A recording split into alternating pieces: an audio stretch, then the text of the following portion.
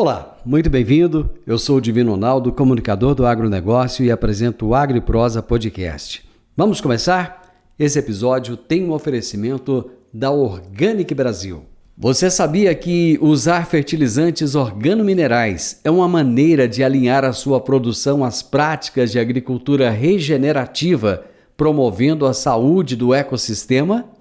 Organic Brasil. Inovação e tecnologia para o futuro da agricultura, atendendo tanto pequenos quanto grandes agricultores com nossos fertilizantes de alta qualidade. Utilizamos tecnologia avançada para tratar e enriquecer a matéria orgânica por meio de processos industriais exclusivos. Nossos fertilizantes organominerais aumentam a capacidade de retenção da água do solo, tornam as plantas mais resistentes a estresses climáticos, resultados comprovados para maiores lucros. Organic Brasil, cultivando inovação, colhendo resultados. Agro e Prosa, apresentação Divino Ronaldo. O meu entrevistado de hoje é Gustavo Corsini, gerente de marketing regional da Yara, e o tema da nossa entrevista é Estratégias para o sucesso da segunda safra de milho. Corsini, como é que estão as coisas? Tudo bem contigo? Graças a Deus, tudo bem, Divino? Muito obrigado pelo convite, estou muito feliz de estar aqui com você hoje. Cara, eu compartilho dessa mesma felicidade. Me conta um pouco da Yara, quem é essa empresa? Bom, vamos lá. A Yara é uma empresa nacional, com origens japonesas e focada aí na inovação e tecnologia, né? É uma empresa que ela tem no seu quadro societário empresas de pesquisa e desenvolvimento lá do Japão. Então, a nossa diretriz estratégica, é ser o elo de ligação entre a agricultura brasileira, que é onde a gente está, onde a gente sobrevive, visto que a gente está aqui no Brasil, com o que tem de melhor lá num país conhecido pela tecnologia, que é o Japão.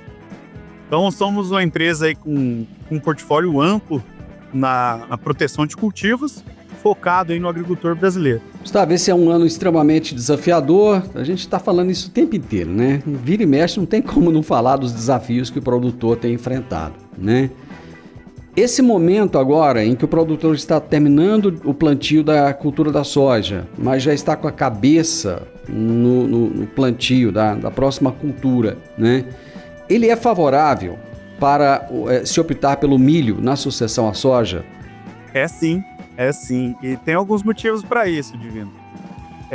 Primeiro, a própria intenção de plantio, A tendência é que a gente tenha um leve incremento na área de plantio nesse ano, cerca um pouco abaixo de 1%, mas mostra a vontade do agricultor de plantar milho, E o segundo e principal motivo é que o produtor mostrou toda a eficiência dele no plantio da soja dessa safra.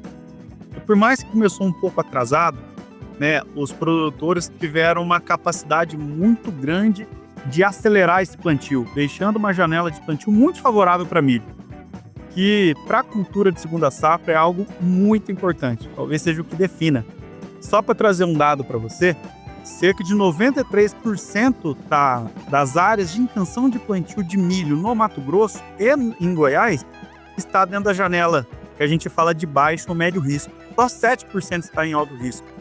Isso vai deixar aí para o agricultor uma capacidade de plantio e de ter uma boa safra com nessa segunda safra muito, muito boa, muito interessante, tá bom? Vamos esclarecer aqui para o nosso ouvinte, o nosso espectador que às vezes não está muito familiarizado, qual é a janela ideal de plantio do milho segunda safra? Os melhores milhos são aqueles que a gente consegue plantar ali entre final de janeiro e até ali o dia 20, 25 de fevereiro. Essa é a janela ideal, Claro que o Brasil é muito grande, isso varia um pouco de região para região, mas essa seria a janela ideal de plantio, tá? Ou seja, para quem planta em março, por exemplo, já a coisa não... Aí já é um risco elevado, E quando a gente fala de risco, a gente fala principalmente de risco pluviométrico, Falta de chuva, e se não tem água, a gente não consegue ter uma produtividade tão boa. Então, se a gente consegue ter um plantio de soja eficiente, com uma cultura, uma precocidade um pouco maior, deixando um espaço maior de tempo para o plantio de milho dentro dessa janela, as produtividades tendem a ser maiores. E é o que está acontecendo nessa safra. Você acredita, Gustavo, que pode haver alguma perspectiva de aumento de área plantada de milho agora, nessa segunda safra? Sim, as pesquisas iniciais apontam um leve incremento, Divino, cerca de 0,8% no plantio de milho segunda safra, tá? Um dado interessante é que na última safra, cerca de 40%, na verdade 39% da área plantada de soja na primeira safra virou milho segunda safra. E esse número ele tende a se manter esse ano. Então, veja só, eu falei para vocês que a gente tem uma janela favorável de plantio de milho, né? Porque a gente conseguiu avançar muito bem. E o milho ele entra em cerca de 40% da área de soja. Então, mesmo aquela soja que porventura ficou um pouco mais tardia, como a gente utiliza cerca só de 40% dessa área para plantar milho, isso deixa o produtor uma situação confortável para o plantio desse milho de segunda safra. Aqui na minha região, o preço da saca de 60 quilos está em torno de R$ 58,00. Já chegou a R$ 90. Sim. Mesmo com essa defasagem de preço, ainda é um bom negócio? Essa é uma excelente pergunta, Divino. E a resposta para ela passa por uma palavra, que se chama produtividade, né?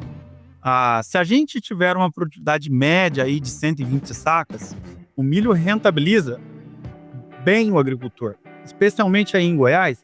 Se a gente for falar do ciclo soja-milho, porque eles andam juntos, né?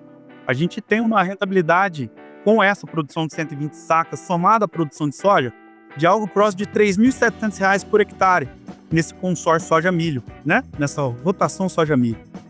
Então, sim, rentabiliza, né, o agricultor, não como rentabilizou no passado, né?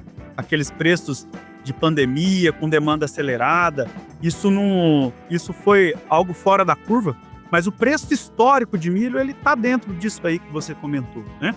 Então, sim, rentabiliza o agricultor, desde que ele foque em produtividade. E por isso, Divino, que a gente comenta que é importante o produtor cuidar da lavoura, né? Evitar aí os detratores de produtividade, sejam insetos, seja doenças, sejam plantas daninhas, e é nesse papel que a Errara quer ajudar o agricultor. É nisso que a gente foca a nossa energia. Você falou de uma média de 120 sacas. Qual é a média brasileira hoje? Olha, ela varia muito, né? Mas a gente está algo próximo a 100 sacas. Então, na sua região é uma produtividade um pouco mais elevada, pelo índice tecnológico implementado aí na região do sudoeste goiano, mas a nossa produtividade média aí é próxima a 100 sacas. Por que plantar milho e não outras culturas? Bom, o nosso agricultor, ele sabe plantar milho, né? Ele sabe cuidar do milho. E o milho é uma cultura que ele tem uma capacidade de você fazer dinheiro com ele muito rápido. É uma commodity que você consegue comercializar de forma muito fácil, né? Então, o principal motivo para que o agricultor plante milho é que ele sabe plantar milho, né? E ele sabe fazer essa lavoura ser rentável, né? Diferente de outras culturas que está entrando no cerrado, que é novidade para os agricultores e eles podem ter dificuldades aí com o manejo, o milho é algo que ele já sabe conduzir, né? Existem benefícios agronômicos em se plantar milho? Sim, toda sucessão ou rotação, Divino, ela traz benefício para o sistema agrícola, né? A utilização de herbicidas diferentes na lavoura, como, por exemplo, o Sonda HT e o Apice, eles te promovem um mecanismo de controle de plantas daninhas que você não usa na soja.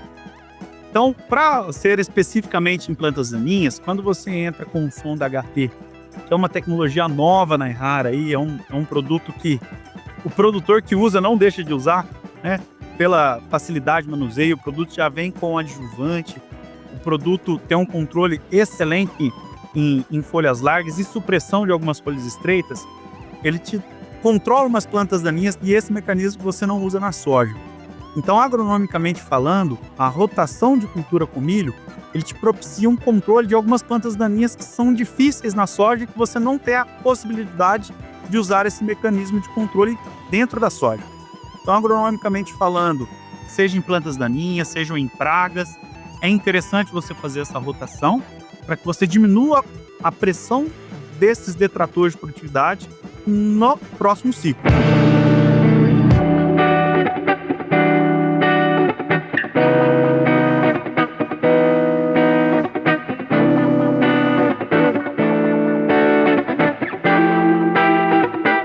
Você já falou aí de alguns desafios. Vamos nominar os desafios? Quais são os principais hoje para o produtor que opta pelo milho? Vamos lá. Eu vou trazer um de cada, tá? Quando a gente fala de pragas, os sugadores, especialmente ali cigarrinhas e percevejo, são hoje os maiores detratores de produtividade quando a gente fala em inseto, né? A cigarrinha do milho é uma realidade. Tem agricultores que precisam fazer aí até 10 aplicações, 12 aplicações para o controle dessa praga, né? Para o controle desse inseto. E ela é um grande detrator de produtividade, porque além dela fazer a sucção direta da seiva, ela transmite para o milho um olicute. É como se fosse um vírus, né? Que afeta e muito a produtividade. Nesse sentido, Divino, a gente sempre recomenda aí para os agricultores o controle associado de diversas formas de manejo, né? Desde variedades de híbridos mais tolerantes, né? A gente não tem, infelizmente, híbridos resistentes, mas temos híbridos mais tolerantes à cigarrinha, né? A gente tem também algumas formas de controle biológico dessa praga, mas o manejo químico ele é essencial para o sucesso do agricultor, né? E perceba, o produtor, quando ele utiliza um manejo para cigarrinha, ele leva também um controle de outras pragas, como o percevejo, o barriga verde, que também é um grande detrator de produtividade do milho. E também leva o pulgão, que é outro detrator de produtividade do milho. Então, quando a gente fala de sugadores, a Errara contribui aí com o agricultor com um produto que se chama Zeus. É um produto que tem um choque diferenciado. É uma molécula que ela é nova no mercado brasileiro, né? A gente tem produtos que vêm sendo utilizados há muito tempo. Então ela é uma molécula nova que dá um choque residual muito interessante. E é um produto que a gente gostaria muito que o produtor experimentasse nessa safra para auxiliá-los a atingir essa produtividade que a gente falou, de 120 sacas. Quando a gente vai para a planta daninha, Divino, hoje, quando a gente pega a região de Cerrado, Goiás, Mato Grosso, até a região do norte, a principal planta daninha se chama pé de galinha. Pé de galinha ela é uma grama, né? Ela é uma poácea que ela tem uma capacidade de reprodução muito grande, né? E ela afeta todos os cultivos, soja, milho e tudo isso aí. E para essa aí, a gente tem um lançamento nesse ano, que é o nosso produto que chama Ápice. É um produto que você aplica posteriormente ao milho, né? Você aplica em pós-emergente, que a gente chama. Então, o milho nasceu, você faz pós-emergente. E ele te auxilia ali no controle desse pé de galinha e outros graminicidas. E olha só, o Ápice ele vem com sonda dentro. Então, ele vai te controlar também folha larga. Então, no único produto, que é o Ápice, você tem um controle do pé de galinha, que é o principal desafio de planta daninha da cultura do milho, e vai controlar ali também soja, que a soja voluntária é uma importante planta daninha para o milho, além de outras folhas largas, né? E para encerrar, né, você falou dos desafios, né? Falei de pragas, falei de plantas daninhas, vamos falar de doenças. As manchas foliares e as podridões de espiga são um dos maiores detratores nessa nossa região aqui, especialmente ano que chove um pouco mais, viu, Divino? A gente fala que esse ano tende a ser mais chuvoso aqui para nossa região, né? Então, se chove mais, tende a ter mais doença e tende a ter mais podridão. Especialmente no Mato Grosso e na região sudoeste do Goiás, a gente tem as manchas foliares associadas com essa podridão, e para isso a gente tem o nosso produto chamado Fusão, que é muito bom, custo-benefício excelente, né? O produtor que visa ali um manejo com custo-benefício é um produto que ele tem de conhecer, e a gente pode associar ele com o Cercobin, um produto que vai conseguir ajudar ele muito na podridão de diplódia e de fusário, tá bom? Então, citando aí, passando rapidamente pelos 3 pontos, esses seriam os principais detratores de produtividade. Deixa eu só voltar um pouquinho aqui no pé de galinha. A impressão que eu tenho é que piorou nos últimos tempos. Parece que antigamente não se falava tanto em pé de galinha. Parece que era um problema do passado e que hoje está muito presente, né? Sim, Divino. Eu gosto muito de uma frase de um professor que ele fala o seguinte, que a melhor planta daninha é aquela que não nasce, né? A melhor planta daninha é aquela que porventura não nasceu. E o que aconteceu com o pé de galinha, né? Ele tem uma capacidade de produzir muita semente, né? Ele produz muita semente, e essa semente tem uma viabilidade muito grande. E com o uso intensivo de defensivos para controle dessa planta daninha, ele criou resistência aos principais mecanismos de ação, que são os inibidores de CCase, né? A gente pode citar o cletodin e outros graminicidas de uma forma geral. Então perceba só, uma planta daninha que tem uma capacidade de germinar bastante, né?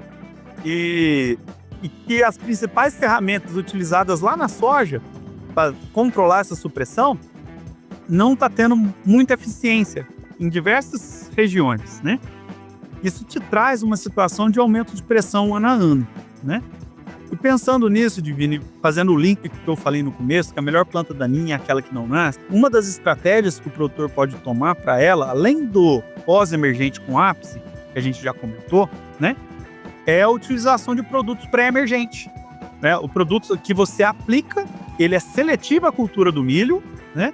E essa planta daninha, e ele controla essa planta daninha, né? E aqui eu trago um destaque para vocês, uma tecnologia que a gente lançou há pouco tempo, que chama Yamato, que é um produto totalmente seletivo à cultura do milho e que auxilia o produtor no controle dessa principal praga, dessa principal planta daninha, que é o pé de galinha. Então, olha só, você faz a aplicação no pré-plantio, planta o milho, né?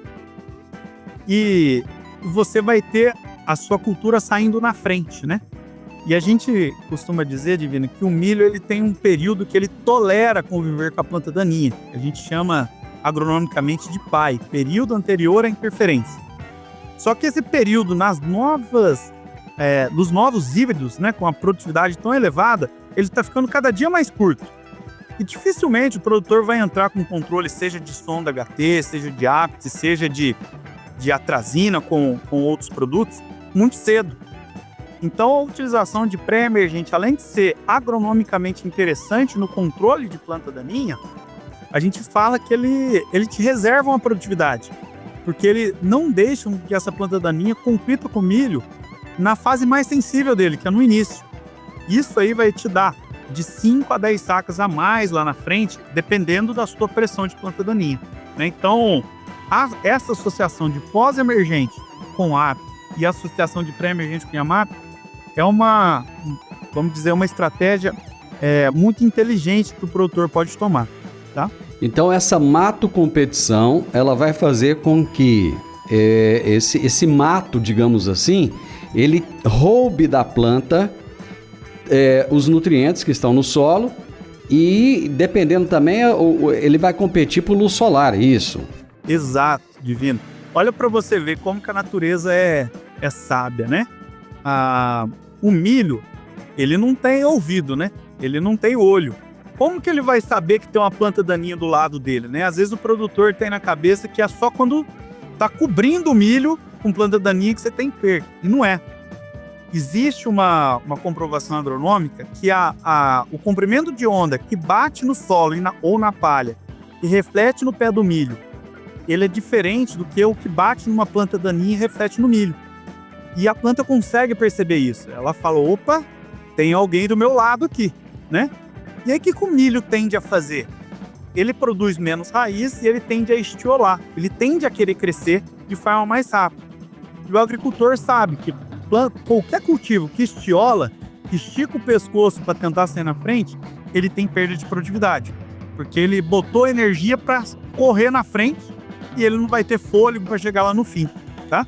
E além disso, Divino, além desse cenário que eu trouxe para vocês, algumas plantas daninhas liberam no solo, olha para você ver novamente como que a natureza é, né? Libera algumas substâncias que inibem o crescimento de outras plantas. Porque na cabeça da planta daninha, ela também merece viver, né? ela falou, opa, eu também quero crescer. E eu vou usar de tudo que eu tenho para crescer e as outras não.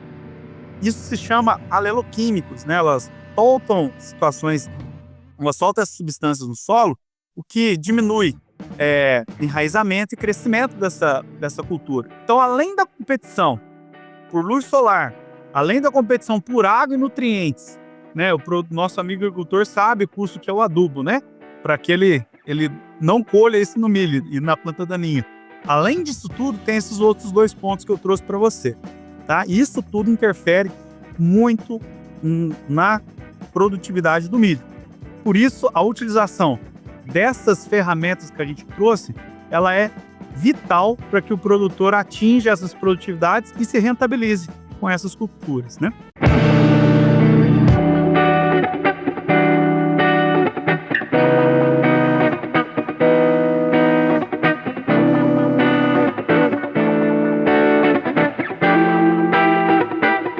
Orsini, o produtor está sendo cada vez mais pressionado por questões ambientais, por questões regulatórias. Como é que ele pode equilibrar produtividade, rentabilidade e sustentabilidade na cultura do milho? Essa é uma excelente pergunta, Divino. Eu agradeço você trazer ela aqui, porque a gente tem que destacar um ponto. O nosso agricultor, o agricultor brasileiro, ele é um herói, né? Ele é um herói nacional. Porque conseguir produzir como ele produz, né? No ambiente que a gente está, que é um ambiente tropical, com uma infestação de pragas muito grande, de doenças muito grande, é algo para poucos, né? O nosso agricultor, ele sabe muito bem produzir porteira para dentro, né? Ele é um herói, né? E um ponto importante para esclarecer para os nossos amigos da cidade, que também vão ouvir a gente, o agricultor, ele não usa as ferramentas porque desordenadamente, né? Ele usa porque ele precisa, ele usa porque é necessário. Fazendo uma comparação, né? Ninguém toma um antibiótico porque acordou no dia falando, não, eu quero tomar um antibiótico. Você usa porque você precisa, né? Porque você está doente, senão você não usaria, né? Você não tomaria o antibiótico. E assim é com as lavouras. E eu gostaria de dizer, o nosso agricultor, ele respeita muito o meio ambiente. O nosso país, Divino, ele é um exemplo na conservação, né? Olha só, né? Você já imaginou, em alguns cenários, como o ambiente amazônico, ele tem que preservar 80% da área que ele tem. Você já parou para pensar na sua casa? Vamos trazer para a realidade do Goiás, 20%. Você tem 5 quartos. Você não pode usar um quarto. Você tem que deixar um quarto lá da sua propriedade para preservar, né? Isso é o agricultor que faz. O agricultor brasileiro é um ambientalista, porque ele coloca o patrimônio dele para proteger o meio ambiente. Então isso é algo que a gente tem que trazer. E trazendo para um pouco de contribuição para a sua pergunta, o que o produtor pode fazer para ser mais sustentável, eu posso dizer que ele tem que produzir mais em menos áreas, né? O conceito de sustentabilidade, ele passa muito por produtividade, Vino. Porque quanto mais eu produzo por hectare, né, menos áreas eu tenho que destinar para isso, né? Eu consigo extrair mais. E a produtividade está ligada ao uso de tecnologia, não tenho o que dizer, né? Então, a forma de ser sustentável e o produtor, ele tem que cumprir um papel fundamental, que é gerar riqueza para o país, né? Nada se paga se ele não gerar riqueza, né? E para gerar riqueza, passa por esta palavra, que é produtividade. E para a produtividade tem que ter tecnologia, e é nesse papel que a Errara contribui com o agricultor, com as nossas ferramentas para que ele possa colher cada vez mais, né? Eu gostei muito do seu exemplo aí da quantidade de quartos. Eu acho que a gente, assim, quanto mais a gente é didático, mais facilita o entendimento das pessoas, né? E às vezes as pessoas da cidade não têm muito essa compreensão. Então, por exemplo, aqui é muito comum os lotes, os terrenos das casas terem 360 metros quadrados. Agora não, estão diminuindo, né? Estão diminuindo para 180, mas era muito comum 360. Então seria, só reforçando o seu exemplo, seria mais ou menos como se a pessoa tivesse que pegar 72 metros daqueles 360 e manter com árvores. Então você não vai fazer nada com esses 72 metros. Você compra um lote de 360, 72 é só para plantar árvore. Eu não conheço ninguém, exatamente ninguém, que faça isso na cidade. Mas, Gustavo, quais são os erros mais comuns no manejo da cultura do milho que impactam diretamente na produtividade? E eu gostaria que você já emendasse aí como evitar esses erros. Tá bom, vamos lá. Bom, quando a gente fala em manejo fitossanitário, né, os principais erros do agricultor é numa tentativa de diminuir custo, Divino, ele não fazer o uso das ferramentas corretas ou do número de aplicações necessárias, né? E a natureza ela é implacável, Divino. Se você não deposita, você não colhe. É uma lei que vem dos tempos bíblicos, né? Que se chama lei da semeadora. Você só colhe aquilo que você planta, né? Então, um dos principais erros do agricultor é, por exemplo, em uma área que a gente tem uma infestação alta de pé de galinha, que a gente já usou como exemplo, ele economizar no uso de um pré-emergente porque ele acha que é caro. Isso vai ficar muito mais caro, porque isso já foi comprovado. Que você perdendo 10, 12 sacas, você gasta uma saca, 2 sacas às vezes para fazer esse controle, né? E você perde 10, né? Então, a economia que tinha, a gente fala assim, essa economia não consciente, né?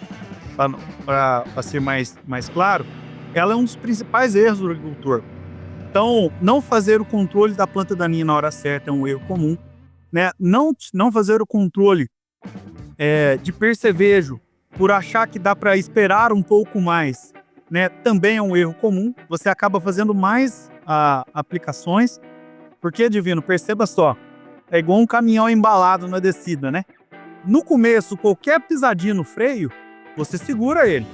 Agora, se ele embalou, né? Se a doença entrou e você tem que controlar, aí vai ser muito mais difícil, né? Você vai ter que fazer mais aplicações, aumentar as doses, fazer produtos, às vezes, com custos mais elevados, né? Então, nesse sentido, a gente gostaria de dizer que, para os nossos amigos agricultores, que o foco deve estar sempre na produtividade. A história nos mostra que as maiores produtividades, claro, ninguém está falando de esbanjar, fazer nada além do necessário, né? Mas fazer o necessário de forma no time correto, né? Talvez seja aí o que o produtor pode fazer para evitar essas perdas aí, né? Todo produtor sabe, ele vai ter que fazer o controle de planta daninha, ele vai ter que fazer o controle de insetos, né? Ele vai ter que fazer o controle, claro, dependendo muito do híbrido que ele tá, porque existem diferentes sensibilidades a doenças e pragas de híbrido para híbrido, mas ele vai ter que fazer o manejo de doenças, né? Então é muito importante, Divino, que o produtor já em posse do híbrido que ele vai plantar, ele procura ali um engenheiro agrônomo ou um representante de vendas da Errara para que ajude ele na construção desse manejo. Porque cada híbrido vai demandar um manejo, né? Porque se o híbrido ele é mais suscetível à doença X, né? Por exemplo, como uma diplódia, ele vai ter que abrir mão de um produto como o Cercobin. Agora, se ele for tolerante à diplódia, mas muito suscetível a manchas, ele pode focar todos os esforços deles num fusão, por exemplo. Então, a nossa dica final é que, em posse de qual híbrido que ele vai plantar, ele procure aí um engenheiro agrônomo ou um representante de vendas da Errara que auxilie ele em qual manejo que ele vai fazer. E que ele faça isso de forma consciente, de forma preventiva. Não tente economizar e foque sim na produtividade, tá? Meu amigo, valeu demais pelas dicas. Tenho certeza que o pessoal vai produzir 1, 2 sacas a mais só com as dicas que você trouxe hoje. Obrigado, viu? Foi um prazer, Divino. Eu conversei aqui com o Gustavo Corsini, que é o gerente de marketing regional da Errara, e ele trouxe dicas sensacionais a respeito da estratégia que você, produtor rural, vai tomar para ter mais sucesso aí na produtividade do milho segunda safra, né? E a gente sabe da importância, ele mesmo colocou isso lá no início da nossa prosa, né? A importância da produtividade nesse momento. Você gostou da nossa prosa? Deixa um gostei aí pra gente então, compartilhe com outras pessoas, deixa um comentário pra mim aí, o que você achou, né? Quais foram as dicas que você mais gostou? E se inscreva nesse canal, tá bom? Um grande abraço para você e até a nossa próxima prosa. Tchau, tchau. O podcast Agro e Prosa tem o objetivo de falar do agronegócio de forma fácil, simples e descomplicada.